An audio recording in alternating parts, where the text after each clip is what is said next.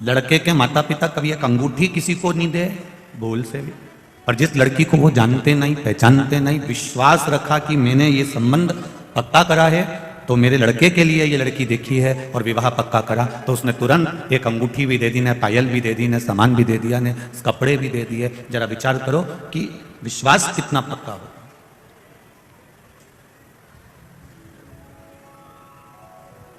और वो विश्वास की प्रबलता है, वो विश्वास की दृढ़ता है। आपका जब विश्वास दृढ़ होता है, आपका जब विश्वास प्रबल होता है, तभी तो परमात्मा आपके भीतर भक्ति का संचार करता है। और भक्ति जब भीतर विराजमान होती है तो वो आद्य शक्ति कहीं ना कहीं शिव और शक्ति का दर्शन करा ही देती है, ये निश्चित। महाराज, हम अगर सूरज ढलता है ना, जब 7 साढ़े 7 बजती है, अंधेरा होने लगता है, सूरज ढलने लगता है, तो मेरी जीजियां और मेरे भाई एक बात बताना कि जैसे जैसे सूरज ढलता जाता है वैसे वैसे आप लाइट चालू करते जाते हो। बोलो सही है कि गलत है? सूरज ढलता गया, तुम लाइट चालू करते गए, मतलब अंधेरा नहीं रहने दिया तुमने, ऑफिस में भी, दुकान में भी, घर में भी। सूरज ढलता गया और तुम लाइट चालू करते गए। उसी तरह शिव पुराण की कथा भी कर रही है, जब धीरे धीरे सूरज ढलता गया तो तुमने लाइट चालू करी है। उसी तरह जब जीवन भी धीरे धीरे ढलता जाए तो थोड़ा भजन चालू करते जाना, तो जिंदगी की सार्थकता हो। सूरज ढला तो हमने लाइट चालू कर दी, जीवन ढले तो थोड़ा भजन चालू कर दो, थोड़ा स्मरण चालू कर दो, थोड़ी भक्ति चालू कर दो।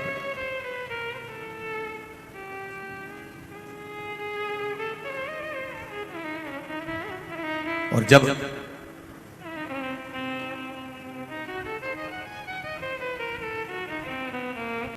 श्री शिवाय नमस्तभ्यम। दोस्तों, पंडित प्रदीप मिश्रा द्वारा सुनाई जा रही है शिव महापुराण की कथा। द्वादश ज्योतिर्लिंग में मल्लिका अर्जुन के बारे में बताया गया है। आप सुनिए पंडित प्रदीप मिश्रा। ये जो मैंने समझदार मेरे भाई होंगे, 4 डंडे भी लेकर आए, उसमें चद्दर को बांधकर 4 कोने से पकड़कर उसके अंदर बच्चों को बिठाकर शिव महापुराण की कथा सुन। इसके लिए तहे दिल से ये धन और दौलत से एकत्रित करी हुई भीड़ नहीं है, पंडित प्रदीप मिश्रा से सुनिए। ये संपदा से एकत्रित करी गई भीड़ नहीं है। ये मेरे शंकर के ओघड़ी भक्त हैं, अड़भंगा है मेरा शिव, और उसके भक्त भी अड़भंगे हैं। वो अपनी मस्ती में रहकर शिव कथा का तत्व ग्रहण करते और चले। मैं धन्यवाद दूंगा पुलिस प्रशासन को, जिन्होंने बाहर भी बहुत अच्छे तरह से धीरे धीरे संभालते संभालते बहुत अच्छे तरह से संभाल रहे। समिति तो लगी है, संजय शुक्ला मित्र मंडल तो लगी है, पर साथ में प्रशासन भी अपने रूप से संभाल रहा है। उसकी एक श्रेष्ठता है, उसकी एक आनंदता। और जितनी मित्र मंडली संभाल रही है संजय शुक्ला जी की, मित्र मंडली से भी ज्यादा मैं धन्यवाद दूंगा 1 नंबर के रहने वाले इन सभी भक्तों को, जिन्होंने अपने रूप से इसको संभाल रखा।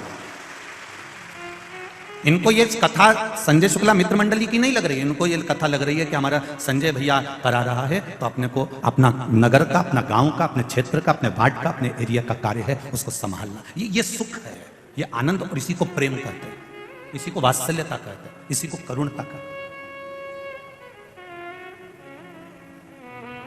ये आपका स्नेह, ये आपकी भक्ति। और इंदौर वासियों ने ऐसा नजारा कभी देखा हो तो मुझे जरूर बताना। ऐसा नजारा कभी देखा हो जो रोड पर लोगों को कथा सुनते देखा हो तो जरूर सूचित करना। अपार जनता, अपार भक्त, अपार जन समुदाय शिव तत्व में डूबे हुए, भगवान की विरल भक्ति में डूबे हुए।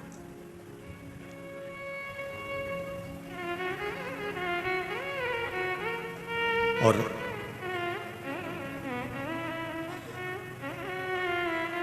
ये भक्ति अविरल होना चाहिए, ये भक्ति का सुख अविरल होना चाहिए। ऐसी अग्रणता रखना चाहिए, ऐसा ही प्रेम रखना चाहिए कि अपने क्षेत्र की जब कथा है तो उसमें अपन सबका सहयोग किसी न किसी रूप में। कितनी शांति है, इतनी भीड़ होने के बाद भी बच्चे नहीं बैठे क्या इसमें? ढेर बच्चे बैठे हुए, छोटे छोटे बच्चे भी बैठे हुए, छोटे छोटे बच्चों को लेकर माताएं भी बैठी। कितनी शांति है, तो शांति का अनुभव करिए। वो तो कहीं कहीं का भेरू ऐसा रहता है जो गदर कर दे। भगवान की भक्ति को बढ़ाते चले जाए। और जैसे जैसे आप भजन को बढ़ाओगे अपने आप भीतर का प्रकाश होता चलेगा। सारी समस्या का हल भगवान शिव की अविरल भक्ति का एक फल, ज्यादा कुछ नहीं है। भगवान की अविरल भक्ति के लिए आपको बहुत ज्ञानी बनने की जरूरत नहीं है, बहुत सन्यासी बनने की जरूरत नहीं है, बहुत तपस्वी बनने की जरूरत नहीं है, बहुत संत बनने की जरूरत नहीं है। शिव पुराण कहती है आप बनो तो शिव भक्त बनो, भगवान शंकर के भक्त बनो।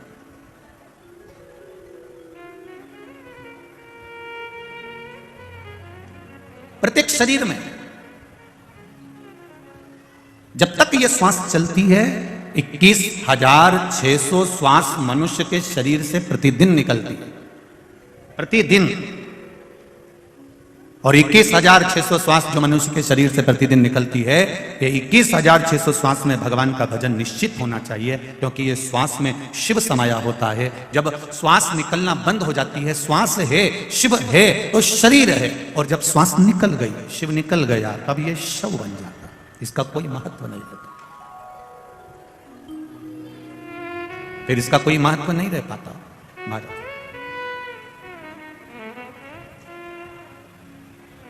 तेरी कृपा बिना न हिले एक भी अणु, लेते हैं श्वास तेरी कृपा से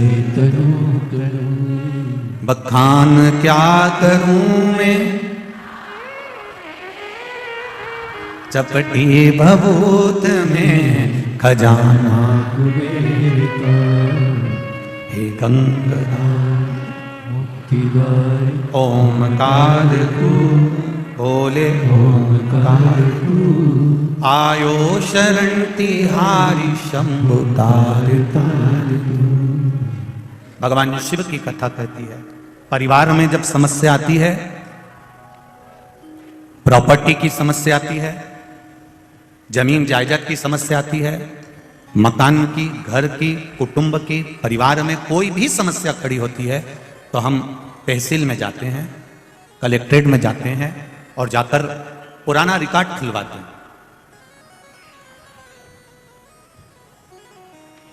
हम वहां जाकर पुराना रिकॉर्ड खुलवाते हैं। पुराना रिकॉर्ड खुलवाया और पुराना रिकॉर्ड खुलवा कर दिखवाया कि इसमें हमारी जमीन कितनी है, हमारी जायदाद कितनी है, हमारा मकान कितना है, हमारे ससुर के नाम कितना है, हमारे पति के नाम कितना है, मेरे बेटे के नाम कितना है। हम दिखवाते हैं।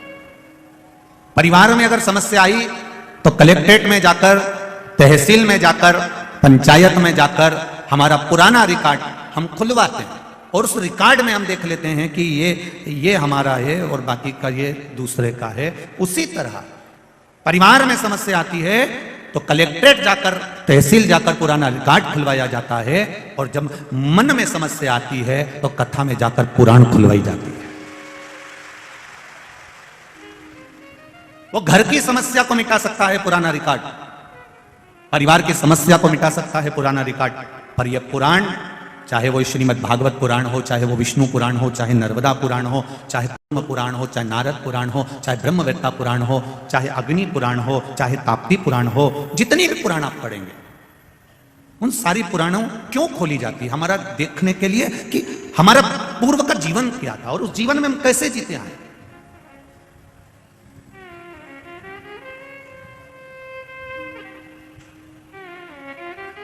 हमारी पूर्व की श्रृंखला कैसी थी, उस श्रृंखला में हम कैसे जीते हैं।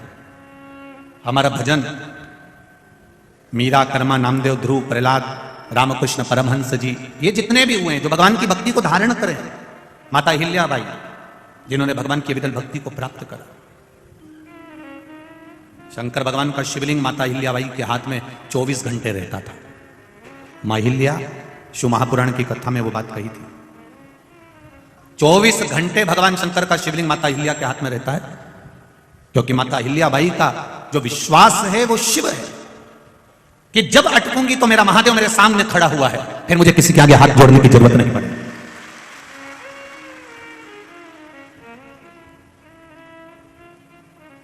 बाकी के जितनों की भी आप मूर्ति देख लो, पूरे संसार में जितनी भी मूर्तियां आपको जहां लगी मिले, उन मूर्तियों का दर्शन करना।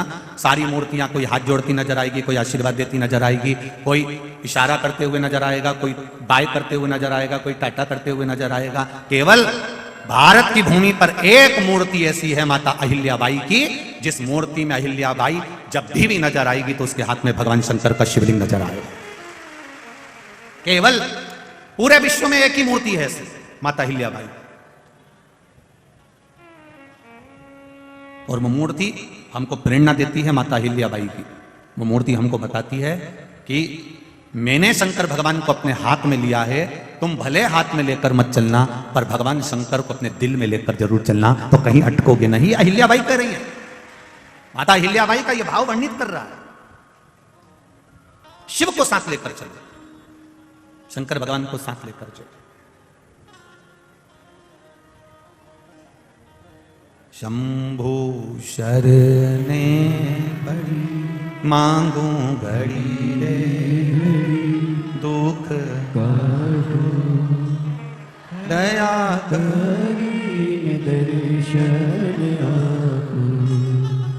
दया करी दर्शन। ये हमें प्रेरणा दे रही है माता अहिल्याबाई, हमको प्रेरणा दे रही है। रामकृष्ण परमहंस जी हमको प्रेरणा दे रहे हैं, संत नामदेव जी, संत तुकाराम जी, मीराबाई, मुक्ताबाई, ये सब हमको प्रेरणा दे रहे हैं।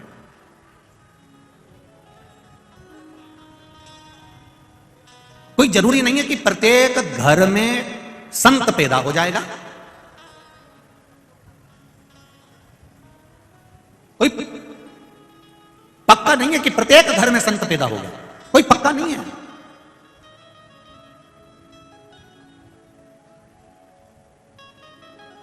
खूब सारा मक्का लगाई, खूब सारा भुट्टा लगाया, मक्का लगाई, एक जैसा बीज, एक जैसा पानी, एक जैसी फसल, पर कहीं कहीं का भुट्टा मक्का ऐसी रे एकदम मीठी, और बाकी का कहीं कहीं का देख लो तो ऐसा निकले, कहीं में तो दाना ही नहीं निकले, नहीं छीलो तो कहीं दो चार इधर चिपका, नहीं दो चार इधर चिपका, नजर ही नहीं, एकदम फीका, स्वाद ही नहीं है। और किसी किसी में इतना स्वाद, तो जरूरी थोड़ी ना कि सभी के घर में संत हो जाएंगे, सभी के घर में भगवंत हो जाएंगे। कोई जरूरी थोड़ी ना कि सबके घर में आम का पेड़ है और सबके घर में आम लग जाएंगे।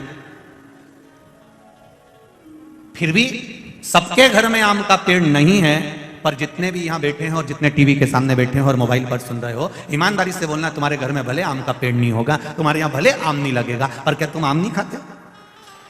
खाते हो। कहां से लाते हो? बाजार से। सब्जी वाले के यहाँ जाओगे, मार्केट वाले के यहाँ जाओगे, फल वाले के यहाँ जाओगे और वहां से आम लेकर आओगे। आम सभी को खाना, आम सबको अच्छा लगता है, पर आम का पेड़ तुम्हारे घर में नहीं है, तुम्हारे खेत में नहीं है, तुम्हारे यहाँ इतना आम लगता भी नहीं है कि तुम सब आम खा जाओ। महाराज, आम भले तुम्हारे यहाँ नहीं लगे, आम भले तुम्हारे यहाँ पैदा नहीं हो, आम भले तुम्हारे यहाँ नहीं मिले, तो तुम बाजार से लाती हो और बाजार से लाकर उस आम को खाकर अपने उदर को तृप्त करती हो। उसी तरह हमारे घर में भले संत पैदा नहीं हो, पर हम किसी कथा में से जाकर थोड़ी सी ज्ञान की बात लाकर इस आत्मा को तो तृप्त कर सकते हैं। कथा में से हम थोड़ा सा तो ला सकते हैं ना। ठेले वाले से भी तो आम खरीदते हैं, फल वाले के पास में जाकर हम सब्जी भाजी तो खरीदते हैं। तो ये वो फल है जिसको हमने शिव महापुराण के भीतर बैठकर, भगवान शंकर की कथा में बैठकर, भगवान शंकर की अविरल भक्ति में बैठकर हमने कुछ प्राप्त करा। और संपूर्ण विश्व वालों ने, केवल देश में नहीं विदेश में भी लोग भगवान शंकर को जल चढ़ा रहे हैं। ये वो फल, भले उन्होंने, उनके घर में आम नहीं लगा, भले उनके घर में कोई संत पैदा नहीं हुआ, पर उन्होंने वो आम खरीद कर लेकर गए, अर्थात उसका स्वाद उनको लग गया। उसी तरह आपको जो शिव पुराण का स्वाद लगा है, वो स्वाद कोई साधारण नहीं है। एक लोटे जल से क्या फल मिल सकता है, वो स्वाद जिंदगी में लगा, वो स्वाद मिल गया। एक बेलपत्री, एक बेलपत्री और उसका महत्व। एक बेलपत्री के मध्य डंडी का महत्व, एक बेलपत्री की पीछे की डंडी का महत्व, एक बेलपत्री में डूंठ जो लगा रहता है उसका महत्व, एक बेलपत्री के मध्य पत्ती का महत्व, एक बेलपत्री का राइट और लेफ्ट का महत्व, ये सब हम नहीं जानते थे। पर धीरे धीरे शिव महापुराण की कथा जब सुनना प्रारंभ करी, तो हमको बेलपत्री का महत्व मालूम पड़ा कि बेलपत्री में है क्या जिससे शिव प्रसन्न हो जाते हैं।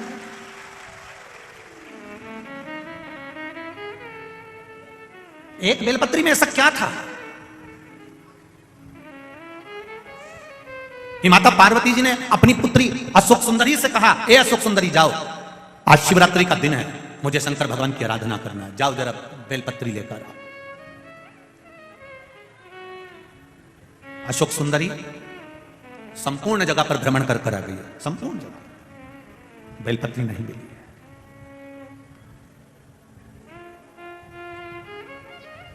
बेलपत्र नहीं मिली। आखिरी में जिस वन में अशोक सुंदरी का जन्म हुआ था, नंदन वन में, तो वहां अशोक सुंदरी वहां पहुंची। अशोक सुंदरी को बेलपत्र प्राप्त नहीं हुआ। और जब अशोक सुंदरी को बेलपत्र प्राप्त नहीं हुई तो वो ढूंढती ढूंढती ढूंढती ढूंढती और आगे चली गई। नहीं नहीं, अंत में अशोक सुंदरी को लगा कि मेरी माता ने आज मुझे पत्र लिखकर भेजा है कि मेरी पूजन में बेलपत्र नहीं है। तो अशोक सुंदरी ने अपने 100 बच्चों को भेज दिया कि जाओ जरा बेलपत्र पता लगाकर।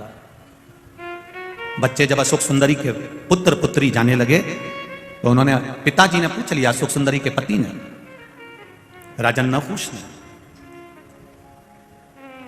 भगवान शंकर के दामाद हैं राजा नहुष, अशोक सुंदरी के पति हैं राजा नहुष। राजा नहुष ने पूछ लिया अपने बच्चों से, बेटियां कहां जा रही हो तुम, मेरे पुत्र कहां जा रहे हैं? आज मेरी 100 बेटियां 100 बच्चे क्या ढूंढने जा रहे हैं, तुम क्या ढूंढ रहे हो? सब जगह पर ढूंढने में लगे। इतने में बच्चों ने कहा राजा नहुष से, पिताजी हम नाना जी की पूजन के लिए जो बेलपत्र चाहिए तो नानी जी ने बेलपत्र बुलवाई है, उस बेलपत्र को ढूंढने के लिए जा रहे हैं।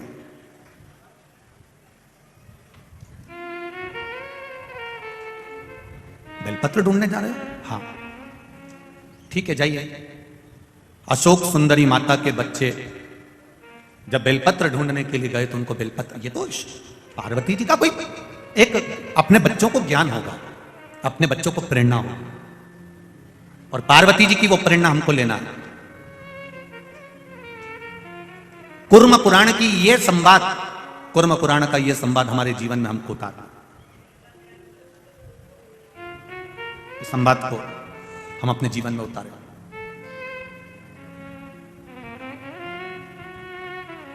पद्म पुराण में और कुर्म पुराण में अशोक सुंदरी माता का बहुत विस्तार से वर्णन किया गया।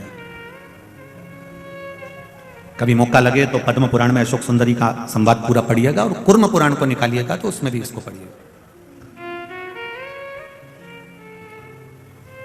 कुछ माँ पार्वती मैया कुछ लीला कर रही है और ढूंढने में लगी हुई हैं नानी के लिए।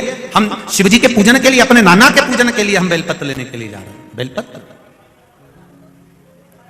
कभी मौका लगे, कभी मौका लगे तो जरूर एक मन में प्रश्न रखना, और जब श्राद्ध पक्ष का समय हो और आप लोग जब गया जी जाएं या कहीं पिंड दान करने के लिए बद्रीनाथ जाएं, या कभी गया जी, कभी आप पंचवटी, जहां पुण्य क्षेत्र है वहां पर जब आप तीर्थ में कभी पिंड दान तर्पण करने जाएं तो वहां पर पिता, अपने पिता के घर का गोत्र, पिता, दादा, परदादा, इनका भी नाम पूछा जाता है, और फिर नाना के घर का गोत्र और नाना, परनाना और नाना के घर का भी पूरा विस्तार पूछा जाता है।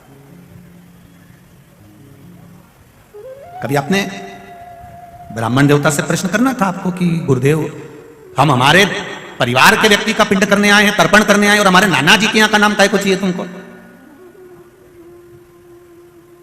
जब गोत्र इनका है, पिंडदान करने वाला ये है, तो फिर नाना के घर का क्यों चाहिए आपको? नाना के घर का क्या चाहिए आपको विस्तार? वो कुर्म पुराण और पद्म पुराण बताएगी कि अशोक सुंदरी के बच्चे जब बेलपत्र ढूंढने के लिए जाते हैं, वो संवाद से इसको जोड़ा गया।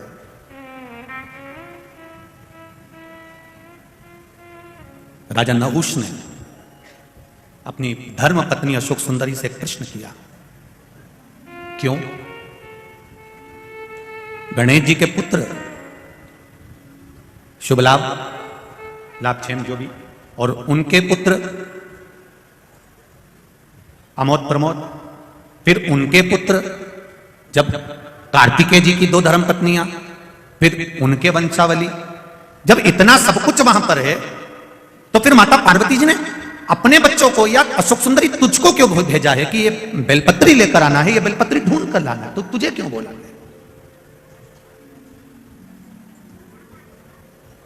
अशोक सुंदरी के मन में भी यह बात अटकी। तब अशोक सुंदरी उसी समय पर कमल के पुष्प के ऊपर बैठकर ब्रह्मदेव के पास चली गई और ब्रह्मदेव के पास जाकर अशोक सुंदरी ने अपना प्रश्न सम्मुख में रखा कि आखिर माता पार्वती जी ने बेलपत्र मुझसे क्यों बुलवाई है, कारण क्या है बेलपत्र का? मेरे बच्चे ढूंढ रहे हैं, मेरे बच्चे लेकर आ रहे हैं, उस बेलपत्र की महत्वता क्या है? ब्रह्मा जी कहते हैं, ब्रह्मदेव ने कहा, चाहे तुम्हारा भाई बेलपत्र लेकर आए, चाहे तुम्हारे घर के बच्चे या तुम्हारे भाई के बच्चे बेलपत्र लेकर आए, वो बेलपत्र जब देवादिदेव महादेव को चढ़ती है, एक बेलपत्र जब देवादिदेव महादेव को चढ़ती है, कोई नारी बेलपत्र अगर समर्पित करती है तो जैसे बेलपत्र में 3 पत्ते होते हैं, नारी अपने ससुराल पक्ष का भी कल्याण कर देती है, नारी अपने मायके पक्ष का भी कल्याण कर देती है, और नारी अगर उस क्षेत्र में जहां वो निवास कर रही है, जिस क्षेत्र में वो निवास कर रही है, उस क्षेत्र में अगर कोई ब्राह्मण रहता हो, कोई साधु सन्यासी रहता हो, किसी ब्राह्मण के घर का भी अगर कोई तर्पण आदि रह गया हो, तो उस क्षेत्र के ब्राह्मण आदि संत साधु सन्यासी या कोई साधारण सा व्यक्ति जो बहुत दूर जाकर पिंड या तर्पण नहीं कर सकता, मात्र एक बेलपत्री जब नारी भगवान शिव को समर्पित करती है तो ये तीनों की 7 पीढ़ी को तार देती है। एक बेलपत्र का वो फल है महाराज, कुर्म पुराण कर रही है, पद्म पुराण कर रही है, एक बेलपत्र का वो फल है, एक बेलपत्र का वो महत्व है।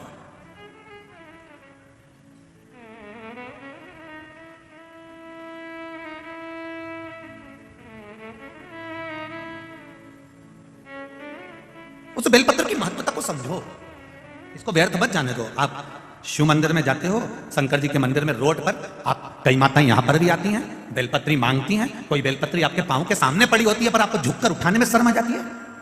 किसी ने गिरा दी हो कि हम काय को उठाएं, तुम्हें शर्म आ जाती है। एक बेलपत्री, मंदिर में घूम रहे हो, मंदिर में दर्शन कर रहे हो और बेलपत्री सामने पड़ी हो, तुम्हें उठाने में शर्म आ रही है।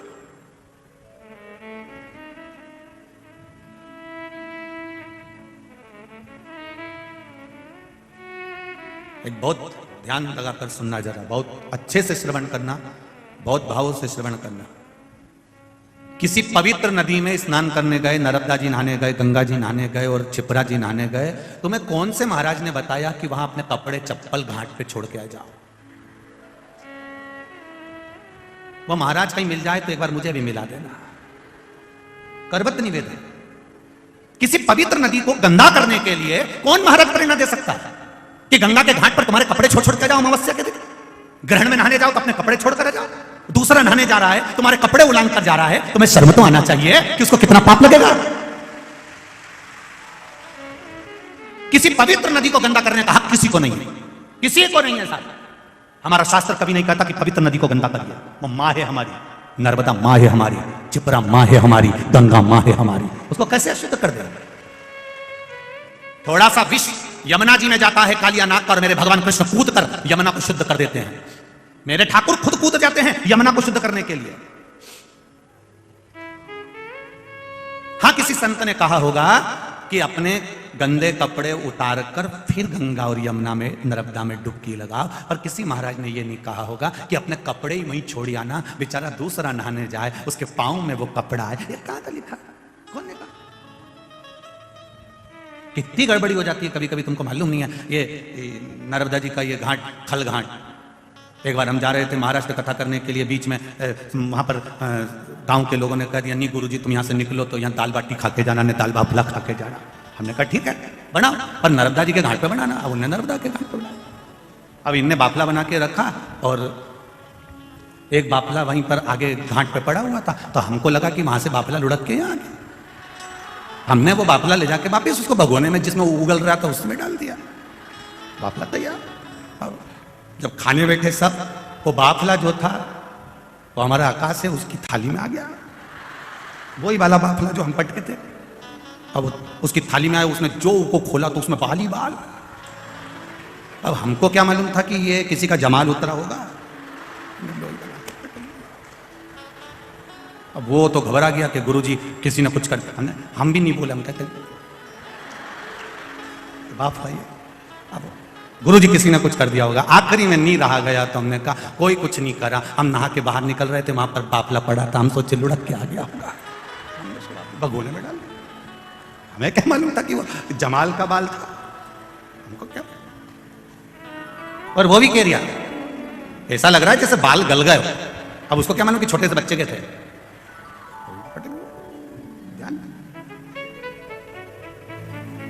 भ्रमता ना रखे, अपनी पवित्र नदियों को शुद्ध रखिए।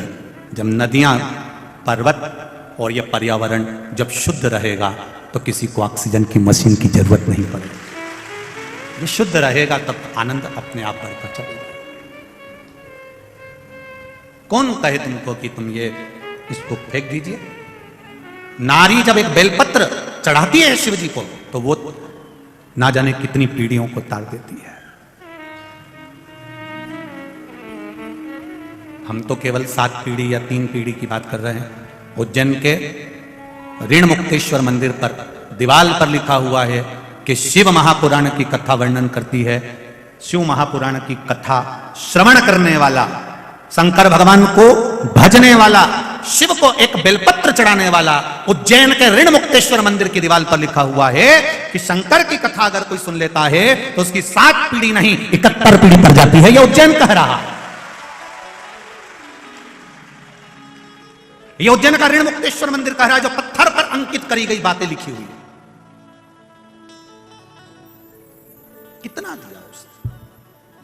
आप केवल राजा नहुष ने अपनी धर्मपत्नी से कहा तो अशोक सुंदरी ने ब्रह्मा जी से पूछा कि ये बेलपत्री मेरी माता ने बुलाई, उसका फल तुम अगर लाकर देवी दिए हो। बेलपत्री जितने हाथ से स्पर्श होकर जाती है, जितने के हाथ उसमें लगे होते हैं, उसकी पीढ़ी दर पीढ़ी तरती चली जाती है। यह बेलपत्री का नियम है।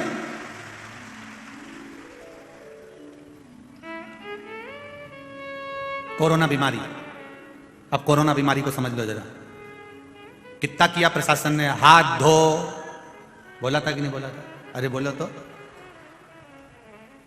उन्होंने हाथ धोने का बोला था, तुम जरा से हाथ के चक्कर में छोरा छोरी को धो देती थी। बार बार कहा उन्होंने हाथ धो, हाथ धो, हाथ धो। क्यों? क्योंकि ये वायरस है, एक से दूसरे को पहुंचेगा, दूसरे का तीसरे को पहुंचेगा, तीसरे से चौथे को पहुंचेगा। बोलो पहुंचा कि नहीं पहुंचा?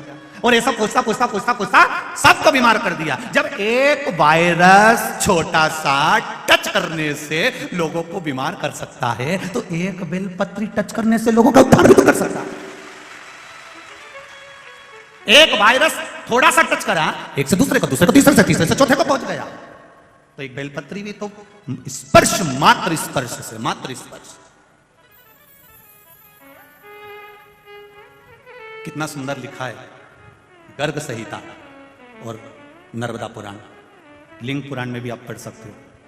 जिस पात्र में जल भरा जाता है, जिसने मोटर चालू भी करी और पाइप से भी पानी भर दिया या आपसी से हेडपंप से पानी लाकर भर दिया, जिसने भरा, चढ़ाने वाला आया, लोटा भरा और चढ़ा दिया। जिसने भरा, जिसने लोटा भर के चढ़ाया उसका 80% पुण्य तो जिसने मोटर से पानी भरा था वो के खाते में चले गया। जिसने भरा वो तो कहीं कहीं की बहू इतनी समझदार होती है, सास चाय बना के रखी मेहमान के लिए, जेठानी ने चाय बनाई या देवरानी ने चाय बनाई, और किसी किसी में इतनी चतुरता होती है ना, तुरंत उतर के आई, सिर पे पल्लू मल्लू लेके, मौसी जी आई, मौसी जी आई, हमारी मासी आई, और मासी मासी करके अंदर गई रसोई घर में और उन्हें चाय छान चुना के ट्रे में लेके आई गई। इतने मासी जी के बहू कितनी समझदार, 2 मिनट में चाय ले आई। अब मासी जी के कौन बताए, ये भेरू की लुगाई कोई साधारण है? मासी जी के कौन समझा कोई साधारण है? बनाई बेचारी देवरानी ने, बनाई बेचारी जेठानी ने, बनाई बेचारी सास ने, ये तो केवल लगा के लिए आई। ऐसे कहीं कहीं के रहते हैं, बहुत समझदार।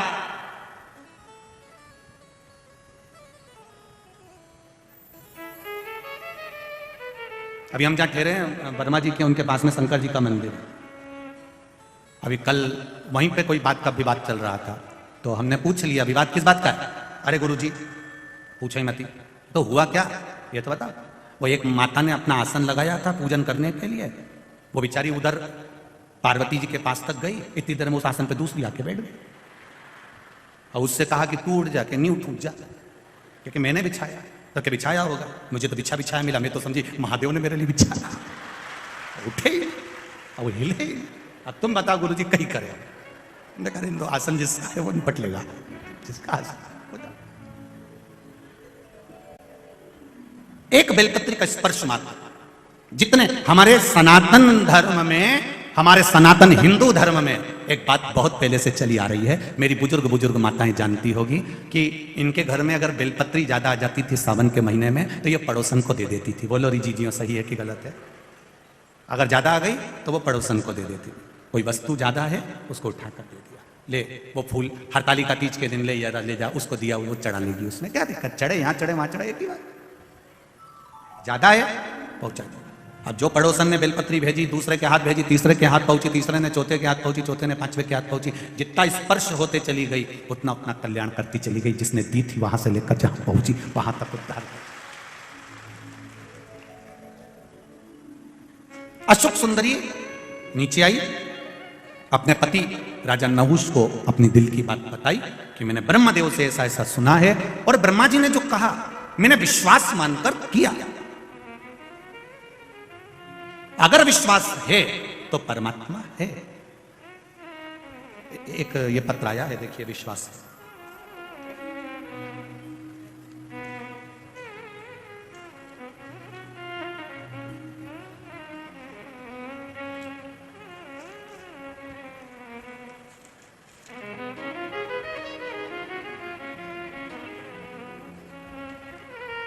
विशाल बराके गुजरात सूरत से आए हैं कथा सुनने के लिए। विशाल बराके गुजरात सूरत से आए हैं। कहीं बैठे हो तो हाथ हिलाइएगा। सूरत गुजरात से हैं, कहीं बैठे हो तो हाथ हिलाइएगा। विशाल बराके। मैं विशाल बराके, सूरत गुजरात से, उम्र है 24 साल, मोबाइल नंबर ये है। क्या बखान करूं मैं शिव जी का एक लोटे जल का। कोरोना महामारी में मेरा काम छूट गया था। 2 साल मैं घर पर ही था, बहुत जगह काम करने गया पर कहीं कहीं नौकरी नहीं लगी, हार गया, इतना परेशान हो गया। तब किसी कारणवश मैं इंदौर आया था बहन के यहाँ, और बहन बोली भैया परेशान मत हो, इंदौर में कथा चल रही है, तू भी चल। गुरुजी, मैंने 28 जुलाई 2022 की जो कथा थी, मैंने पहली बार कथा पंडाल में बैठकर सुनी। एक लोटा जल का महत्व समझा और बाबा से विनती करी, बाबा आप कथा सुनने के लिए बिठाए हैं तो मेरी नौकरी भी 2 साल से नहीं है, वापिस लगवा दीजिए। गुरुजी 3 महीने भी बाबा ने पूरे नहीं होने दिए और बाबा ने उसी कंपनी में मुझे वापिस जॉब दिला दी। मैं बाबा को धन्यवाद देता हूं। उसी कंपनी, ये शिव है, औघड़ी है। श्री शिवाय नमस्ते।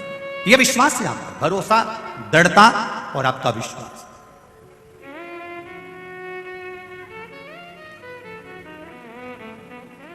तेरी कृपा बिना ना हिले एक भी अणु, लेते हैं श्वास तेरी कृपा से तनु तनु।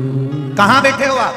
रोड पर बैठे हो, चाहे कहीं पर भी बैठे हो, आस्था चैनल के सामने बैठे हो, चाहे मोबाइल पर कथा सुन रहे हो, तुम्हारे घर पर बैठकर, चाहे जहां बैठकर कथा सुन रहे हो, बस दिल लगा लेना उस परमात्मा से और दिल से सुन लेना। मेरा बाबा दिल से हाथ पकड़ भी लेगा, ये निश्चित है। उसकी तो बहन ने कहा केवल। एक पत्र और है, वो भी देखो, बहुत अच्छा है वो।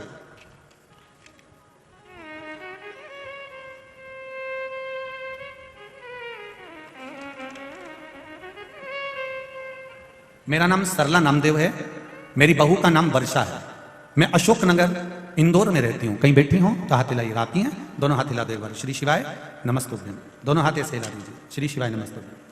इंदौर में रहती हूँ।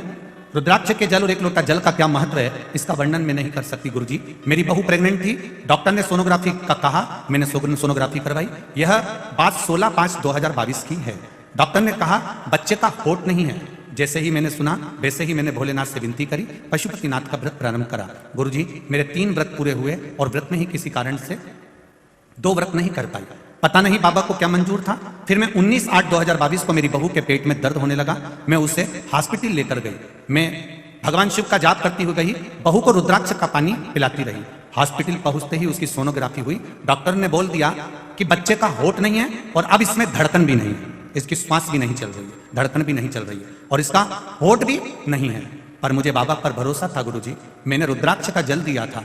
बाबा मेरे बच्चे की धड़कन नहीं ले सकते थे, ये मुझे विश्वास था। मैंने बाबा से कहा, बाबा मेरी लाज जरूर रखना, आपके भरोसे पर, शिव महापुराण के भरोसे पर मैंने शंकर जी को जल चढ़ाकर पिलाया है। डॉक्टर मेरी बहू को ऑपरेशन का बोलकर थिएटर में ले गए और कहा इसके बच्चे में धड़कन नहीं है, होठ नहीं है, ये बच्चा मरा हुआ होगा। बाबा ने उसको ऑपरेशन कक्ष में लेकर गए। 9:15 रात को मेरी यहां पर बहू को बेटा हुआ और बाबा की कृपा से उसकी धड़कन भी थी और होठ भी थे। ये शिव है। डॉक्टर ने कहा कि आश्चर्य की बात है, ऐसा केस हमने जिंदगी में पहली बार देखा है। डॉक्टर भी आश्चर्य में पड़ गए, ये केस हमने जीवन में पहली बार देखा है। सोनोग्राफी गलत नहीं कर सकती, सोनोग्राफी में तो सब सही आया होगा, ये पलट हुआ कैसे है? तब मेरे मुख से निकल गया, ये सब मेरे भोले बाबा डमरू वाले का कमाल, ये शिव है। ओ घड़ी बैठिए बहन, श्री शिवाय नमस्ते, बैठिए। उसकी कृपा बिना कुछ नहीं हो सकता। इसका विश्वास पक्का था, भरोसा दृढ़ था, विश्वास दृढ़ था। और भरोसा यदि पक्का है तो माता सावित्री भी सत्यवान को यम से छुड़ा ला सकती है। आपका विश्वास पक्का है तो मेरा महादेव आपके साथ है, हर पल हर घड़ी है, हर क्षण है, हर पल। और ये हमारा विश्वास कहता है। इतने पत्र आपके आते हैं, सब पत्र यहीं रहते हैं। खैर अभी इंदौर में तो अब कथा लगभग साल 2 साल 4 साल अभी नहीं है, क्योंकि कथाओं की तारीख लगभग बहुत बुक हैं, तो कहीं कथा मिलना बड़ा मुश्किल है। पर जब भी कथा रहेगी आगामी, मेरा विश्वास कहता है कि आपका भी एक पत्र इस जगह पर रखा हुआ मिलेगा, ये निश्चित है। करना क्या है, केवल शंकर के मंदिर जाइए, आपके आस पड़ोस में नजदीक में जो शिव मंदिर है उसकी सेवा संभाल करिए, सफाई करिए, जल चढ़ाइए, बेलपत्र चढ़ाइए, मेरे शंभू का श्रृंगार करिए, मेरे शंभू का भजन करिए, मेरे शंकर का स्मरण करिए। आपको कहीं जाने की जरूरत नहीं है, ना किसी ढोंग में पढ़ना है, ना किसी प्रपंच में पढ़ना, ना किसी की स्थान पर। अपने तो शिव है, शंकर है। मैंने तेरे ही भरोसे, ओ बाबा तेरे ही भरोसे, हवा विच उड़ती जावांगी, बाबा डोर हथों छड़ी ना मैं कटी जावांगी, भोले मैं तेरी पदम, शंभो मैं तेरी पदम, हवा विच उड़ती जावांगी, बाबा डोर हथों छड़ी ना मैं कटी जावांगी। अब लगो भगवान के भजन। आप जैसे जैसे आगे बढ़ते जाओगे, आप जैसे जैसे शिव भक्ति की ओर बढ़ते जाओगे, आप जैसे जैसे भजन की ओर बढ़ते चले जाओगे, वैसे वैसे लोग आपको नीचे की ओर दबाने का प्रयास भी करेंगे। क्यों मंदिर जाती है, किसने कहा तुझे मंदिर जाने के लिए? लोग ठिठोली करेंगे, लोग हंसेंगे, लोग ताना मारेंगे, लोग अपशब्द कहेंगे, पर सब कुछ सुनती हुई जो शिव मंदिर तक चली जाएगी तो समझ लेना कि सब बारे।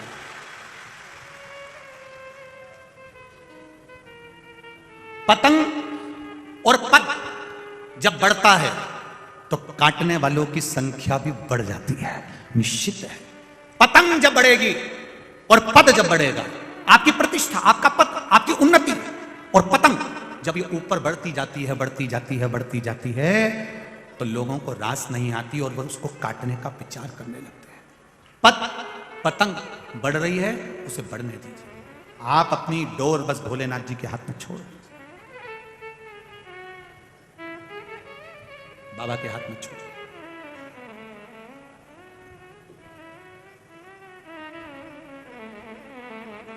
उसकी कृपा जब होगी तब सुख मिलेगा।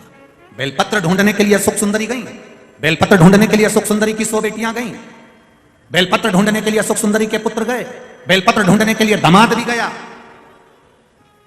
पर शिव भक्ति, पार्वती जी को कुछ लीला करना थी, बेलपत्र नहीं मिली, नहीं मिली बेलपत्र।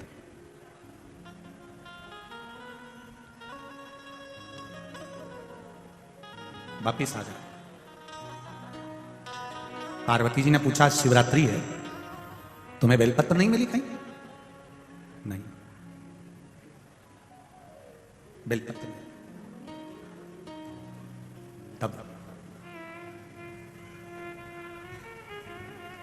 गौ माता की पूंछ को घुमाती घुमाती घुमाती घुमाती गौ माता की पूंछ को घुमाती घुमाती माता संतोषी वहां पहुंची। जब गौ माता की पूंछ घुमाती घुमाती माता संतोषी वहां पहुंचती है, संतोषी ने देखा दादा दादी कह रहे हैं,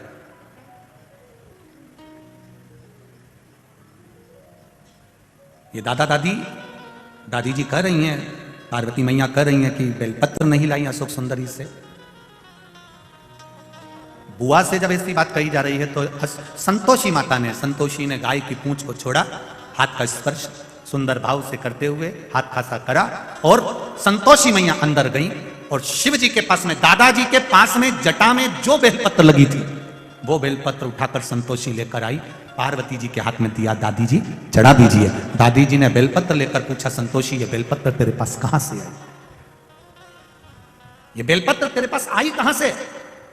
संतोषी ने कहा, दादाजी के मस्तक पर चढ़ी थी, ये बेलपत्र मैंने आपको लाकर दी है। चढ़ी हुई बेलपत्र तो मुझे लाकर दी है? संतोषी ने कहा, दादी मां, एक बार मैंने दादाजी के मुख से सुना था, शिव पर चढ़ने के बाद कोई भी चीज निर्मल नहीं होती है, खराब नहीं होती है। भगवान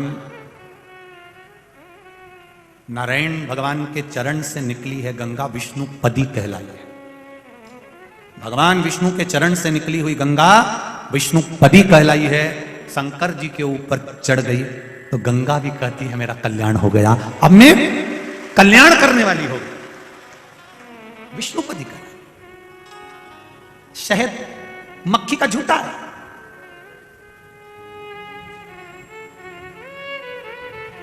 वो भी भगवान पर चढ़कर औषधि बन जाता है, वो भी औषधि बन गया। मेरे शंकर भगवान पर जो चढ़ा वो शुद्ध और आनंदित हो गया। अभी ये कथा जब पूरी हो जाएगी, ये कथा पूर्ण होने के बाद में, ये कथा 30 तारीख को पूरी हो जाएगी। 3 तारीख को बड़ौदा गुजरात में, 3 तारीख को बड़ौदा गुजरात में, 3 तारीख से 9 तारीख तक गुजरात वासियों के लिए बहुत सौभाग्य का विषय है कि बड़ौदा में, वैसे तो गुजरात में 2 कथा मिली है गुजरात वालों को, पर उसमें 3 दिसंबर से 9 दिसंबर तक बड़ौदा के लेप्रेसी ग्राउंड में सरदार लस्टेंट 4 रास्ता आजबा रोड बड़ौदा गुजरात में, बड़ौदा के अंदर यह कथा मिली है। 3 तारीख से 9 तारीख तक, 3 दिसंबर से 9 दिसंबर तक। कथा का समय पहले दिन तो 1 बजे से 4 बजे रहेगा, पर बाकी के समय 2 बजे से 5 बजे रहेगा। तो उस कथा का मूल तत्व क्या है? जैसे यहां द्वादश ज्योतिर्लिंग पर कथा चल रही है, वहां जो कथा होगी शंकर भगवान के प्रसाद पर कथा होगी कि शिव जी का प्रसाद 3 हिस्से क्यों होना। शंकर भगवान का जब पशुपति व्रत किया जाता है तो पति भी व्रत कर रहा है, पत्नी भी व्रत कर रही है, तो पत्नी जिस पात्र में प्रसाद बनाई है उस पात्र को प्रसाद बनाने के बाद धोया क्यों जाता है, और पति के लिए जब प्रसाद बनाएगी तो पात्र धोकर क्यों रखा जाता है? उस प्रसाद की महत्वता को जाने। शंकर भगवान को कौन सा प्रसाद लगता है? शिव जी का प्रसाद 7 स्थान ऐसे बताए गए हैं जहां पर शंकर भगवान के प्रसाद को नहीं रखा जाता है। 7 स्थान बताए गए। वो 7 स्थान कौन से हैं जहां शिव जी का प्रसाद नहीं रखा? 3 समय ऐसे हैं जिस समय पर भगवान शंकर के प्रसाद को अगर ग्रहण करा जाता है तो व्यक्ति रोग से मुक्त हो जाता है। 2 स्थान ऐसे बताए गए जहां पर शंकर भगवान पर चढ़ा हुआ रुद्राक्ष का प्रसाद हो जाता है तो उसका जल का सुख कहां प्राप्त होता है। मैं संपूर्ण भारतवासियों से और देश विदेश में बैठे हुए संपूर्ण श्रोता भाई बहनों से और सभी नवयुवक बेटा बेटियों से कहना चाहूंगा, ये प्रसाद शिव प्रसाद, शिव महापुराण की कथा बड़ौदा से जो सुनने को मिलेगी उसको छोड़ना मत, जो जीवन का आनंद दे जाए उसको सुनो। और जो गुजरात की पावन धरा पर आकर कथा सुनना चाहते हैं वो बड़ौदा आकर श्रवण कर सकते हैं, बड़ौदावासी, गुजरातवासी और आसपास के जितने महाराष्ट्र और राजस्थान वाले लगे, आओ कथा सुनो, तत्व श्रवण करो उस कथा का, अपने जीवन में उतारो, समझो उस प्रसाद की महत्वता क्या है, उस प्रसाद की मूलता क्या है। क्यों पीपल के वृक्ष के नीचे रखा हुआ प्रसाद का क्या महत्व होता है, आंवले के वृक्ष के नीचे रखा हुआ प्रसाद का क्या महत्व होता है, बट वृक्ष के नीचे रखे हुए प्रसाद का क्या महत्व होता है, उसकी महत्वता। तुलसी के क्यारे के पास में कटोरी में रखे हुए प्रसाद का क्या महत्व होता है, उसको समझना है ना। बहुत भ्रम फैला रखा है लोगों ने, शिव जी पे चढ़ा हुआ ये प्रसाद नहीं खाना है तो ऐसा नहीं करना है। हम उसको समझें शिव महापुराण के माध्यम से, उसकी महत्वता को समझें। महाराज शिव भक्ति का तो बड़ौदा वालों करो तैयारी, आ रहे कुबेर भंडारी, यही बाबा की कृपा है, शिव कृपा। ये तो बाबा की करुणा है। दिसंबर में ये कथा मिली है और फिर जनवरी में शायद पावागढ़ रहेगी, ऐसा कुछ है। जनवरी माह में शायद पावागढ़ की पावन धरा पर माँ अम्बे की पावन धरा पर कथा रहेगी। पावागढ़ में तो इतनी जगह नहीं, तो थोड़ा 5-6 किलोमीटर आगे कथा स्थल दिया गया है, उसका भी स्मरण शिव भक्ति की ओर चले। और 4 अप्रैल से 10 अप्रैल तक आप लोगों को मालूम ही है कहां पर है। वाह, सब तैयारी करके बैठे हो मतलब अभी से, पक्का हो गया है? तो उस समय पर उज्जैन में कथा रहेगी। 84 महादेव का आनंद और बाबा महाकाल की नगरी में विक्रमादित्य शिव महापुराण की कथा का रसतत्व ग्रहण करेंगे बड़े आनंद के साथ। शिव कथा का रसतत्व। हर हर महादेव। भगवान शिव की कथा कर रही है, भगवान शंकर का संवाद। माता संतोषी ने एक बेलपत्र शिव जी पे से उठाकर अपनी दादी जी को दे दी है। दादी जी के हाथ में बेलपत्र आई, वो बेलपत्र शंकर भगवान के शिवलिंग को चढ़ाई गई तो शंकर भगवान के नेत्र खुल गए। इतने समय से नेत्र बंद थे, इतने समय से बंद थे। संतोषी का संतोष परम धन है और संतोषी माता का परम धन हमको बताता है कि केवल 33 कोटि देवी देवता में एक मेरे महादेव ऐसे हैं जिन पर चढ़ी हुई बेलपत्र उठाकर धोकर आप वापिस चढ़ा दो, शिव जी उससे भी प्रसन्न हो जाते। यह संतोष परम धन, यह संतोष परम प्रिय धन। और संतोष परम प्रिय धन का आनंद भी यही है।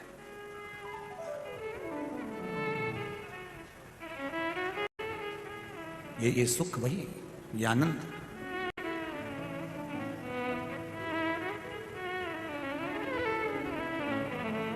महाराज जब अशोक सुंदरी ने यह बात का प्रसंग लिया, अशोक सुंदरी के जीवन में यह सुख मिल गया और वो पहचान गई कि बेलपत्र समर्पण का क्या फल है। वही बात शिव महापुराण के अंतर्गत वर्णित करी गई।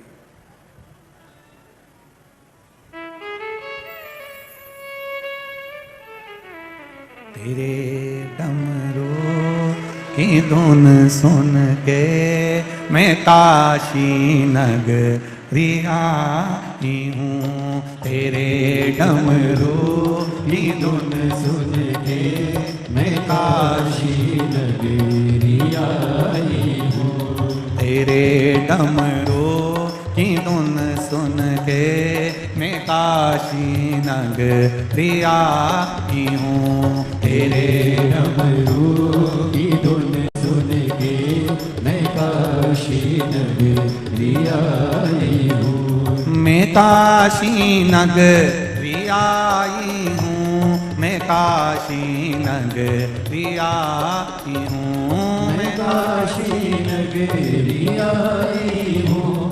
मैं काशी नगरी आई हूँ। मैं काशी नगरी आई हूँ। मैं काशी नगरी आई हूँ। मैं काशी नगरी आई हूँ। मैं काशी नगरी आई हूँ। मेरे बोले ओ बम बोले मैं काशी नगरी आई हूँ। मेरे बोले ओ बम बोले मैं काशी नगरी आई हूँ। जितना पंडाल में है, जितने पंडाल के बाहर है, दोनों हाथों से आनंद के साथ भाव के साथ आग लगे बस्ती में अपन रहो।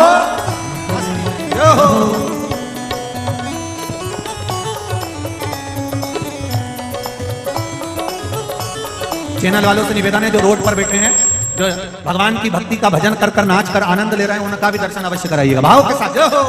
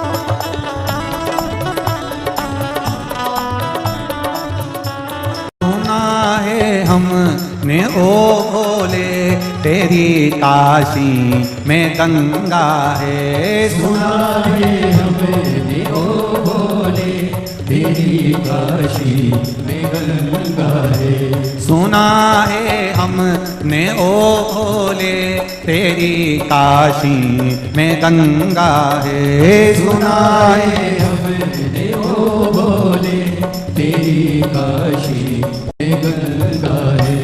उसी गंगा को नहाने को मैं काशी नगरिया की हूँ। उसी गंगा को पाने को मैं काशी नगरी आई हूँ। मेरे भोले ओ बम भोले मैं काशी नगरिया की हूँ। मेरे भोले ओ बम भोले मैं काशी नगरी आई हूँ।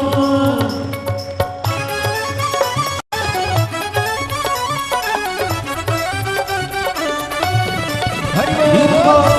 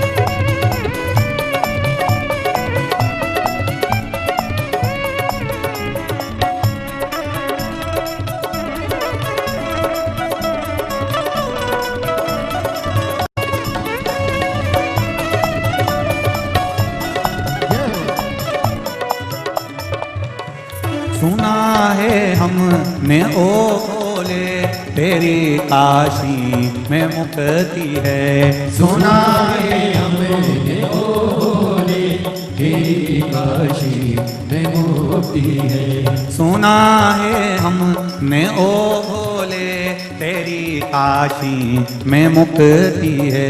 सुना है हमने ओ भोले तेरी काशी में मुक्ति है। उसी मुक्ति को पाने को मैं काशी नगरिया की हूँ। उसी मुक्ति को पाने को मैं काशी नगरी आई हूँ। मेरे भोले ओ बम भोले मैं काशी नगरिया आई हूँ। मेरे भोले ओ बम भोले मैं काशी नगरी आई हूँ।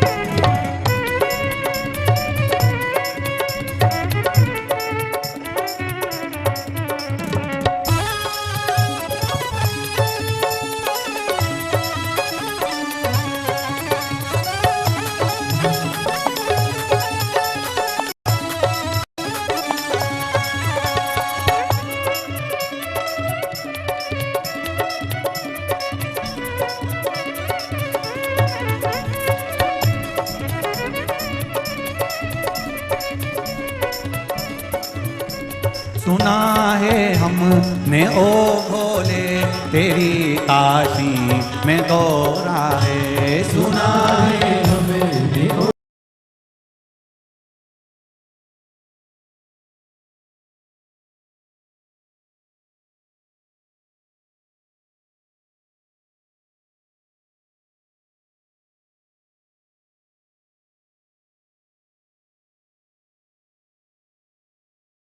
परिक्रमा कर दी और षडानंद कार्तिक के परिक्रमा करने के लिए गए। अब तुम लोगों ने बहुत अच्छे से ताली भी बजा दी कि साहब गणेश जी ने माता पिता की परिक्रमा करी और ये गणेश जी ने परिक्रमा करी तो उनके लिए तुमने ताली बजाई ना, बोलो तो सही। हाँ ठीक है, मना नहीं। थोड़ा माइक बंद करवा दो, थोड़ी सी देर, आधा घंटा बाद चालू करवा। अब समझना जरा, फिर समझ लीजिएगा महाराज जी। गणेश जी महाराज ने माता पिता की परिक्रमा करी, वो प्रथम गिनती में आए क्योंकि उन्हें बुद्धि का परिचय दिया। षडानंद कार्तिकेय ने अपने माता पिता का कहना माना, परिक्रमा करने चले गए। गलत किया क्या षडानंद कार्तिकेय ने? जरा जम के बोलो। नहीं। फिर वही वाली बात आ गई, एक बहू ने पूरी चाय बना के रखी है और दूसरी आई और वो ट्रे रख के चली गई और तुमने ताली बजा दी। देखो जरा, समझ, शिव पुराण का एक एक शब्द समझ में आना चाहिए आपको जिंदगी में, तो समझो कि शिव पुराण का आनंद मिला। उन्हें बुद्धि का परिचय दिया और उन्होंने अपने पिता के शब्द का परिचय दिया। गलत नहीं किया। शंकर भगवान खुश हो गए, प्रसन्न। उन्होंने कह दिया प्रथम गिनती में गणेश जी पूछे जाएंगे, प्रथम गिनती में गणेश जी पूछे जाएंगे। एक क्षण की देरी नहीं करी उन्होंने, उसी समय पर शंकर भगवान ने डमरू खड़काया, प्रजापति विश्वरूप जी को बुलाया, मेरे गणेश का विवाह होना चाहिए। पार्वती जी ने रोका, शिव जी थोड़ा सा रुकिए। शंकर भगवान अति उत्साह में रहे, छोटे बेटे के प्रति प्रेम अधिक रहा, उन्होंने देरी नहीं करी, मां जगत जननी की बात नहीं सुनी। प्रजापति विश्वरूप जी की कन्या को बुलाकर गणेश जी का विवाह कर दिया। विवाह हो गया। आनंद कार्तिक के पृथ्वी की परिक्रमा करने गए हुए हैं, गणेश जी का विवाह हो गया। रिद्धि बुद्धि रिद्धि सिद्धि घर में आ गई। रिद्धि सिद्धि के भी घर में एक एक बेटे ने जन्म ले लिया, शुभ लाभ पैदा हो गए, जन्म ले लिया, दादाजी बन गए। ये अति खुश हैं, पर इस खुशी में पार्वती जी को कोई खुशी नहीं है। बहुत ध्यान देना शिव महापुराण के संवाद पर।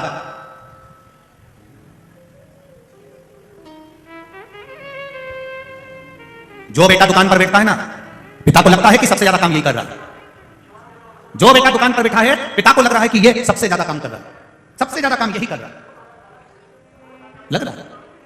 अब पर जो बेटा पूरा मार्केट घूम रहा है, फोन पे बात कर रहा है, कोई उसको डरा भी रहा है, कोई धमका भी रहा है, कोई उसके पीछे तलवार लेकर भाग रहा है, कोई उसको अपशब्द भी कह रहा है, वो अपने पिता तक बात नहीं आने दे रहा, अपने भाई पर आंच नहीं आने दे रहा, वो सब जगह से बचा रहा है, सब जगह से सपोर्ट कर रहा है।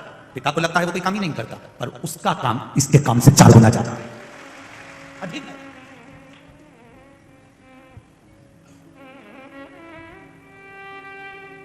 इससे अधिक है, वो अधिक है।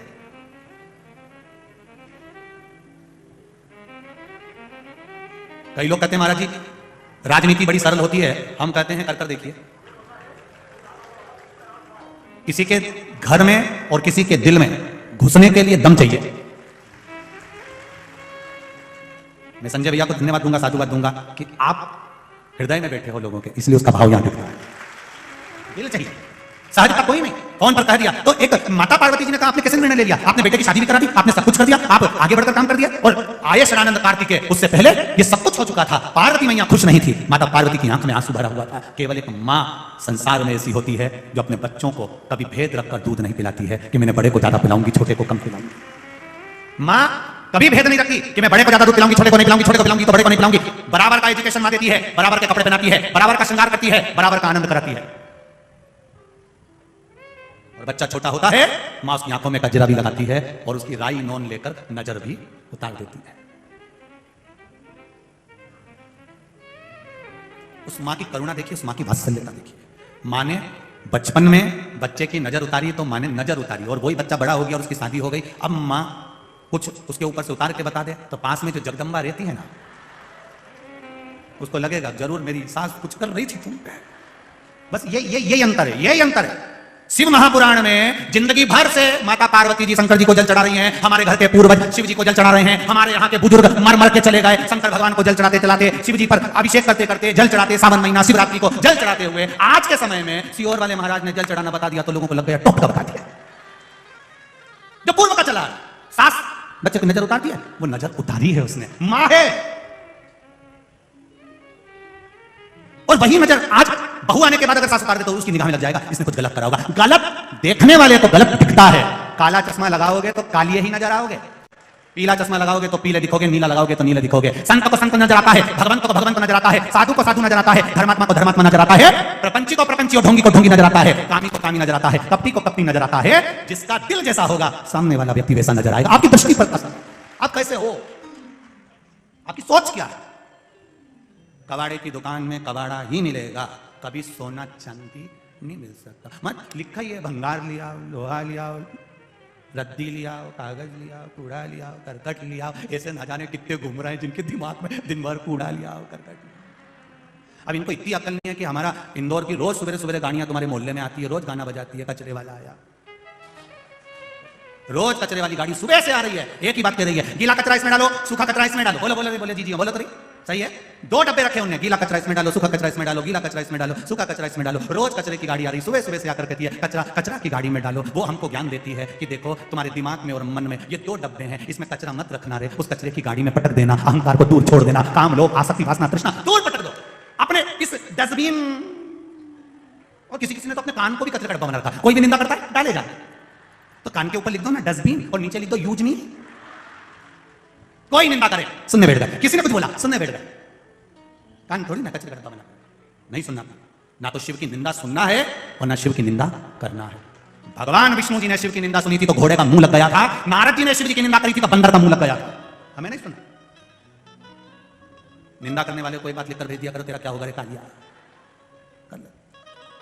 आग लगे बस्ती में, ऐसी मस्ती में नहीं देना, अपने जोरदार बढ़िया जूड़ा मुड़ा बांध के पेंसिल से लाइन खींच कर डब्बा में। जिसको जितनी ज्यादा काली मिर्ची लगे वो लगा, और लगा, लगे अरे तो खूब मस्ती में जीवन जियो। ये मस्ती दूसरी बार मिलेगी? अरे बोलो तो जम के, कहीं नहीं मिले, कहीं निपट जाइए। और बाल भी अच्छा नहीं मिलेगा, कहीं ढोला बाल में पड़ गई या रूसी वाले बाल में फंस गई ना तो निकल नहीं पाएगी। इसलिए ये मनुष्य की जो देह मिली है इसको छोड़ना नहीं है। बहुत मस्त देह है, आनंद में मिली है, इतनी खुश होकर जिंदगी जियो कि जीवन में भगवान भी कहे कि तुझे दूसरी बार फिर जन्म दूंगा, फिर जन्म दूंगा, मानव का देह दूंगा। ऐसी मस्त जिंदगी जी। महाराज शिव कथा कह रही है, देखा सदानंद कार्तिकेय को आए, पार्वती जी का हृदय रो रहा है, नैनों में जल भरा है। सदानंद कार्तिकेय जी ने आकर कुछ भी नहीं बोला, एक शब्द भी सदानंद कार्तिकेय जी ने नहीं कहा। आए, माता पिता को प्रणाम करा, श्री सेलम पर्वत पर चले गए, तप में लीन हो गए। माँ रो रही है। शिवजी से कहा, बाबा आपने आज अच्छा काम नहीं करा, एक पुत्र की प्रियता दिखी, दूसरे पुत्र की अप्रियता। आज मैं आपसे कुछ मांगना चाहती हूँ, वर देना पड़ेगा आप मुझे वर दीजिए भोलेनाथ। शिवजी ने कहा, पार्वती तुम्हें क्या वर चाहिए बताओ, क्या वर दिया जाए, बोलो पार्वती। पार्वती जी कहती है, मुझे वर दो भोलेनाथ। गणेश जी ने तुम्हारी परिक्रमा करी और तुमने उसको उठाया, सब कुछ दे दिया, उठाया सब कुछ दे दिया, मेरा निवेदन स्वीकार करो। गणेश जी ने परिक्रमा करी, आपने उठाया, सब कुछ दे दिया। आज ये पार्वती आपसे वर मांगती है, आज के बाद आपकी कभी परिक्रमा नहीं हो, कभी परिक्रमा नहीं। आज ये पार्वती आपसे वर मांग रही है, आपकी कभी परिक्रमा नहीं होना चाहिए। शिव जी ने कहा, पार्वती क्यों? शंकर भगवान ने पूछा तो पार्वती जी कहती, आप भोले हैं और भोला के वश सब कुछ लुटा बैठते हैं। आपने दूसरे पुत्र कार्तिकेय का नहीं सोचा, इसलिए मैं चाहती हूं कि यह परिक्रमा अब नहीं हो। सारे देवी देवताओं की परिक्रमा होती है, पर गणेश जी ने जो परिक्रमा करी उसके बाद में शंकर भगवान की परिक्रमा नहीं होती, शिव जी की परिक्रमा आदि होकर वापिस आ जाती है। यहां तक हमारा शिव महापुराण की कथा कहती है कि भगवान शंकर के मंदिर में जब आरती हो, आरती के बाद में आप लोग जब परिक्रमा करते हैं, वो परिक्रमा भी आदि कर शिव मंदिर की परिक्रमा के अंतर्गत आधा भाग होना चाहिए। शिव दस्तक महाराज सदानंद कार्तिकेय पहुंच गए श्री सेलम, वहां बैठ गए, तप में लीन हो गए। देवऋषि नारद जी से कहा, आप जाओ जरा पता कर आओ, मेरा पुत्र गया हुआ, मेरा बेटा गया। भगवान शंकर के कहने पर देवऋषि नारद ने जाकर श्री सेलम पर कार्तिकेय जी को समझाया, पर वो आने को तैयार नहीं, वो नहीं आता, आना ही नहीं चाहता, मैं नहीं आऊंगा, नहीं पहुंचा। एक पत्थर का घाव और एक वाणी का घाव। पत्थर का घाव एक बार भरा जाता है, पर वाणी का घाव जिंदगी भर नहीं भराता, चाहे कितना भी अपन से भरने का प्रयास, बहुत कठिन है। इसलिए वाणी ऐसी बोलिए जो मन का आपा खोए, पर आज के जमाने में वाणी ऐसी बोलिए जो जम के झगड़ा, पर उससे मत बोलिए जो तुमसे तगड़ा। वाणी प्रेम की बोलिए, मिठास की बोलिए, अच्छा बोलिए। आप जितना अच्छा बोल सकते हैं आपकी जिंदगी में, वो आपके उन्नति की सीढ़ी पर आगे चढ़ाने का काम करेगी, आपकी केवल वाणी, आपके केवल शब्द।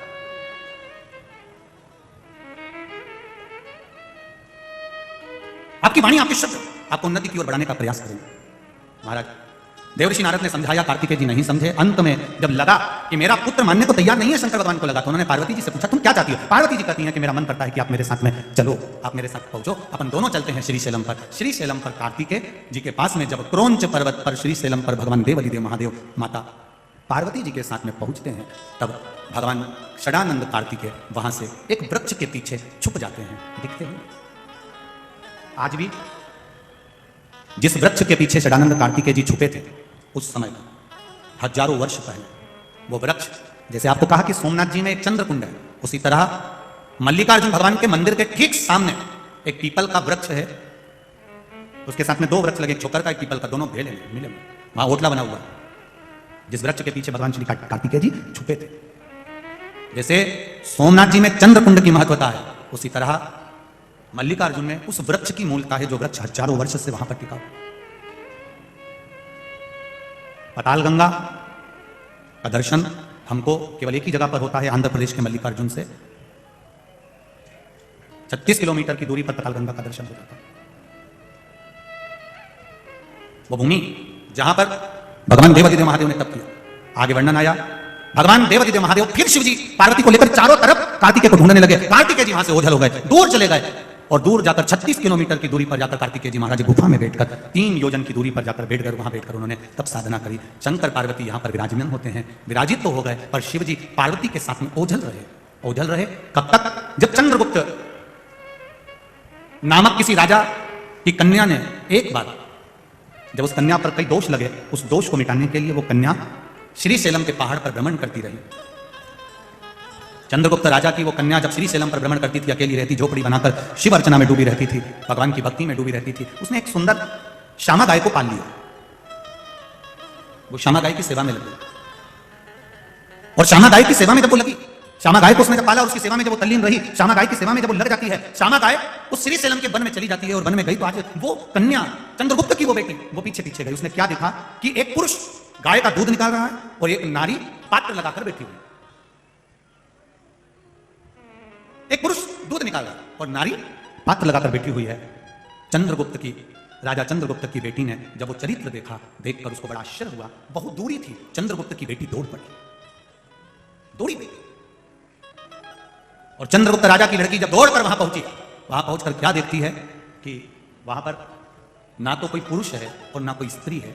गाय के नीचे एक शिवलिंग विराजमान है, उस शिवलिंग पर दूध अपने आप गिर रहा था। उस कन्या ने देखा, उस नारी ने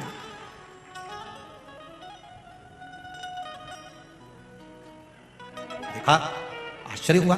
अभी तो मैंने दूर से देखा था तो एक पुरुष था, एक स्त्री थी, और पुरुष दूध निकाल रहा था और नारी पात्र लेकर बैठी हुई थी। अभी तो मैंने देखा, अब वो पुरुष और स्त्री कहां चले गए? वो पुरुष और स्त्री कहां गायब हो गए?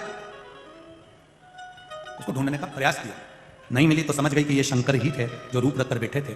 चंद्रगुप्त राजा के पास में सूचना करी बेटी ने, अब मेरा मन वहां नहीं लगता, मैं यही निवास करूंगी। उस शिवलिंग की पूजन में वो लग गई, और वहीं पर एक दिन भगवान शंकर ने पार्वती को बैठकर चंद्रगुप्त की उस बेटी के सामने दर्शन दिया और कहा, ये मेरी पार्वती मल्लिका बनकर विराजमान होगी और मैं अर्जुन बनकर बैठूंगा। इस स्थान का नाम मल्लिका अर्जुन कहलाए। ये स्थान मल्लिकार्जुन के नाम से प्रसिद्ध रहेगा, और मल्लिकार्जुन के रूप में भगवान देवादिदेव महादेव यहां विराजमान रहेंगे। ये भाव प्रकट करा। मल्लिकार्जुन भगवान के जब दर्शन करने जाएंगे तो मल्लिकार्जुन भगवान शंकर के शिवलिंग का जहां दर्शन करते हैं, उसी से पीछे की ओर माता पार्वती का दर्शन। मल्लिकार्जुन का दर्शन करने जाएंगे तो वहां पर भी एक कुआं बना हुआ है, कुंड, कूप। पूर्णिमा की रात्रि को अगर दर्शन करेंगे तो पूर्णिमा के चंद्रमा का दर्शन उस कूप में होता है। जब पूर्णिमा का चंद्रमा उस कूप में दर्शन देता है, उसी समय पर मंदिर के शिखर का दर्शन भी उस कूप में होता है। इन दोनों का जब दर्शन हम एक साथ करते हैं तो नेत्र का जो रोग है वो समाप्त होगा। मल्लिकार्जुन के मात्र दर्शन मात्र। 12 ज्योतिर्लिंग में दूसरे नंबर का जो ज्योतिर्लिंग है मल्लिकार्जुन बाबा, शिव महापुराण की कथा कहती है ये श्रीशैलम पर विराजमान है।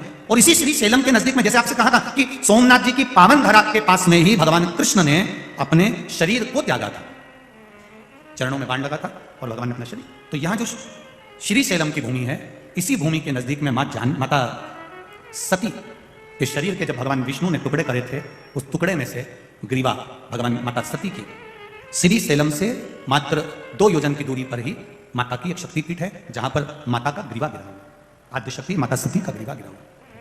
यहीं पताल गंगा भी। कभी आप लोग जाएं मल्लिकार्जुन तो 2 योजन की दूरी पर, 2 या 3 योजन की दूरी पर पताल गंगा है, जहां पर भगवान शिव के मंदिर पर जाने से पहले लोग वहां स्नान कर जाते हैं कृष्णा नदी में।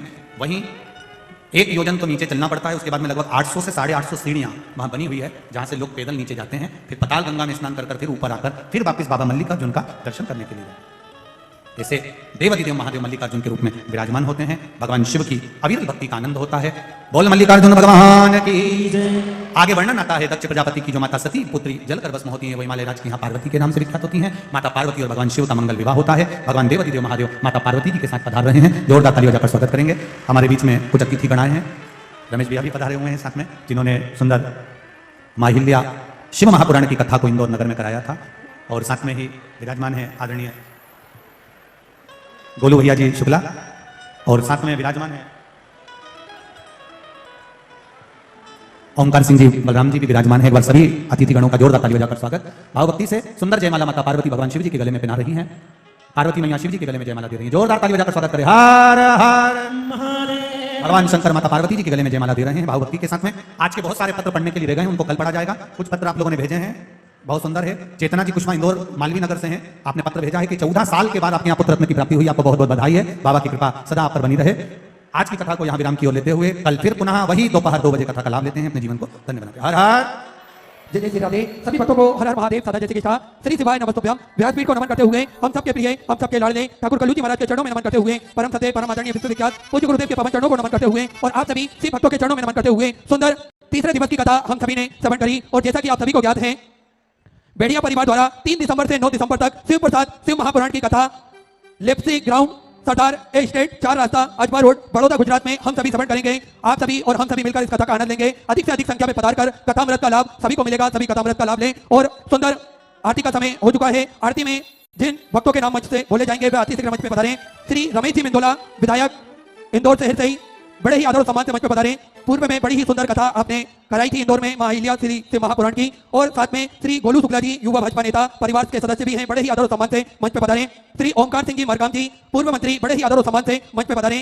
श्री महेंद्र जी तिवारी मंदू भैया, साथ में हिंदुस्तान मेल के चेयरमैन श्री महेंद्र जी दुबे बड़े ही आदर और सम्मान से मंच पे पधारे। और कुछ समाजों से हमारे बीच में सदस्य अतिथिगण पधारे हैं, उनके पदाधिकारी बड़े ही आदर और सम्मान से मंच पे पधारे। पाल समाज से सुंदरलाल जी पाल, राकेश जी पाल, रविंद्र जी पाल, राजेंद्र जी पाल बड़े ही आदर और सम्मान से मंच पे पधारे। आकाश जी पाल प्रचार मंत्री बड़े ही आदर और सम्मान से मंच पे पधारे। कश्यप समाज से प्रेम जी कश्यप, मनीष प्रेम जी की तरफ मनीष प्रेम जी, रमेश जी पटेल प्रेम जी, लखेरा समाज से सुनील जी पागड़ी, भेरूलाल जी चौहान, देवनारायण जी। ध्यान देंगे, आप लोग बहुत ज्यादा संख्या में हैं, कृपया निकलते समय धीरे धीरे निकलेंगे।